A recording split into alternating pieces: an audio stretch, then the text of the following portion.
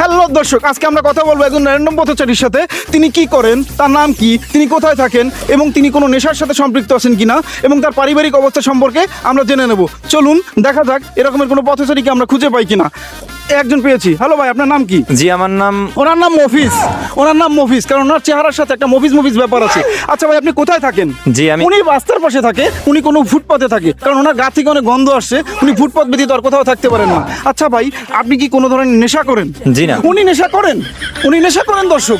উনি ডেন্ডি খান। আপনারা জুতায় মেরে যেই ডেন্ডি ফেলে দেন সেগুলো টুকিয়ে এনে উনি খান। ওনার চেহারা দেখলেই বোঝা যায়। আচ্ছা ভাই, আপনি কি বিয়ে করেছেন? জি। No! ওনার মতো একজন ডেন্ডি করকে কে মেয়ে দেবে? নিশ্চয়ই বিয়ে করেননি উনি। আচ্ছা ভাই, আপনার কি কোনো প্রেম আছে, প্রেমের সম্পর্ক আছে? জি। না। যে বিয়েই করতে পারেন নাই, ওনার মতো মাল্লুয়ার কাছে কে মেয়ে দেবে? কে বিয়ের জন্য মেয়ে দেবে এবং কে ওনার সাথে প্রেম করবে? কেউ করে না ওনার সাথে প্রেম। আচ্ছা ভাই, সর্বশেষ প্রশ্ন আপনার কাছে, আপনি কি হেগে খান না খেয়ে হাগেন? এতগুলো প্রশ্ন যখন উত্তর নিজেই দিছেন, এটার উত্তর নিজেই দেন। দর্শক, এই প্রশ্নেরও আমরা উত্তর পেয়ে গেছি। উনি হেগে খান।